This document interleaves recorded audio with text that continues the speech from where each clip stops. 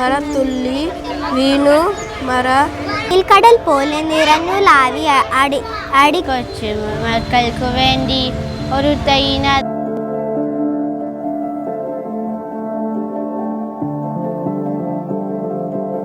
ഊഞ്ഞാല് ഏലം ഏലക്കായ് കിലികിലി എന്നൊരു പാട്ടും പാടി കിലികിലി എന്നൊരു പാട്ടും പാടി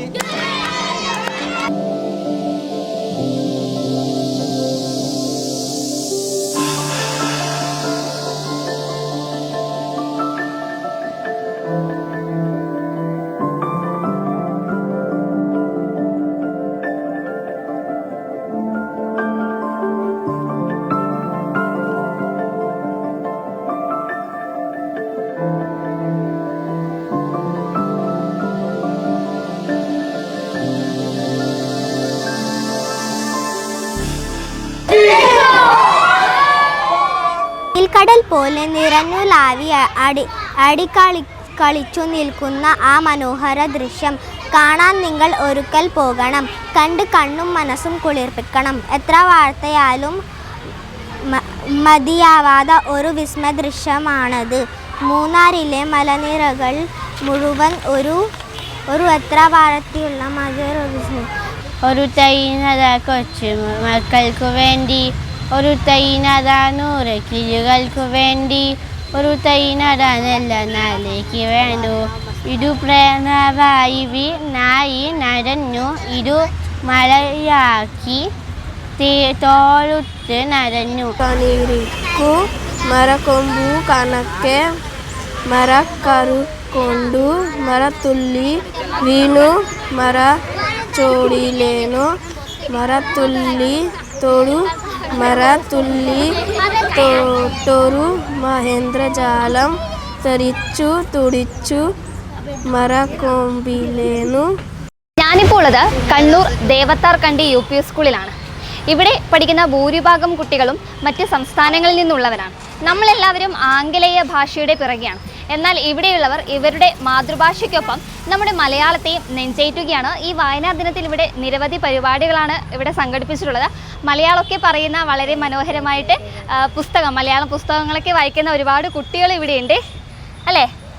മോളെ പേരെന്താ? എൻ്റെ പേര് നന്ദിനി. നന്ദിനി, ഇവിടെ എത്ര വർഷമായി? എനിക്ക് ഇവിടെ 7 വർഷമായി. ഞാൻ ഇവിടെ അംഗൻവാടി മുതൽ പഠിക്കുന്നു. അംഗൻവാടി മുതൽ ഇവിടെ പഠിക്കുന്നുണ്ട്. ഇപ്പം എത്രാം ക്ലാസ്സിലാ? ഇപ്പോൾ ഞാൻ 7ാം ക്ലാസ്സിൽ. 7ാം ക്ലാസ്സിൽ. മലയാളം എങ്ങനെയാ പഠിച്ചേ? ഇവിടെ ഞാൻ 1ാം ക്ലാസ് മുതൽ മലയാളം പഠിച്ചിട്ടുണ്ട്. മലയാളം പഠിച്ചിട്ടുണ്ട്. ഇവിടുത്തെ കുട്ടികളെല്ലാം എങ്ങനെയാ? മലയാളം കുട്ടികളാണോ ഏറ്റവും കൂടുതൽ കമ്പനി ആയിട്ടുള്ളത്? മലയാളം കുട്ടികളാണ്. ഇവിടെ കുറേ ഫ്രണ്ട്സ് എല്ലാവരും ഉള്ളവര് മലയാളം കുട്ടികളാണ്. ഹിന്ദി ഉണ്ട്, പക്ഷെ കൂടുതലായിട്ടും മലയാളം പറയുന്ന കുട്ടികളാണ് കമ്പനി. അങ്ങനെയാണോ മലയാളം പഠിച്ചത്? അവര് പറയുന്നത് കേട്ടിട്ടാണോ മലയാളം പഠിച്ചേ? ഇവര് പറയുന്നത് കേട്ടിട്ടാണ് മലയാളം പഠിച്ചത്. വീട്ടിലൊക്കെ എങ്ങനെയാ സംസാരിക്കുക അച്ഛനോടും അമ്മേനോടൊക്കെ? ഹിന്ദി തന്നെയാ സംസാരിക്കാം. അച്ഛനമ്മക്ക് മലയാളം അറിയോ? അച്ഛനമ്മക്ക് കുറച്ച് അറിയാം. മോള് പഠിപ്പിച്ചു കൊടുക്കാറുണ്ടോ മലയാളം? ചിലപ്പോ പഠിപ്പിച്ചു കൊടുക്കാറുണ്ട്. മലയാളം പാട്ടറിയോ? ഏതെങ്കിലും അറിയില്ല. പാഠപുസ്തകത്തിലുള്ളത് മാത്രമേ അറിയുള്ളൂ. അതും അറിയില്ല. ബൈ ഹാർട്ട് അറിയില്ല. നോക്കി വായിക്കും. മോളെ പേരെന്താ? ഷിഫ. ഇവിടെ എത്ര വർഷമായി? 3ാം ക്ലാസ് മുതൽ ഞാൻ ഇവിടെ പഠിക്കുന്നുണ്ട്. 3ാം ക്ലാസ് മുതൽ ഇവിടെ പഠിക്കുന്നുണ്ട്. ഇപ്പൊ എത്രയല്ല പഠിക്കുന്നത്? 6ൽ. 3 വർഷം ഇവിടെ പഠിക്കുന്നത്. മലയാളം എങ്ങനെയാ പഠിച്ചേ? എല്ലാരും പറയുമ്പോൾ ഞാൻ പഠിച്ചത്. എല്ലാരും പറയുന്നത് കേട്ടിട്ടാണ് പഠിച്ചത്. പുസ്തകത്തിൽ അക്ഷരങ്ങളൊക്കെ അറിയാം. നല്ല വൃത്തിക്ക് വായിക്കുകയൊക്കെ ചെയ്യും. ഒരു മലയാളം പാട്ട് പാടുമോ? അറിയാം. മലയാളം പാട്ട് അറിയില്ല. ഓക്കെ, ഹിന്ദിയിൽ പറയാം.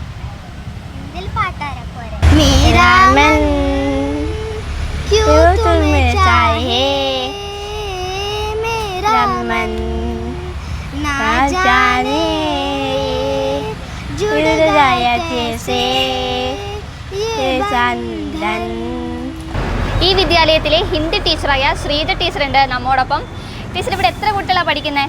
ഇവിടെ 62 കുട്ടികൾ പഠിക്കുന്നുണ്ട്. അതിൽ 51 കുട്ടികളും നോർത്ത് ഇന്ത്യൻ കുട്ടികളാണ്.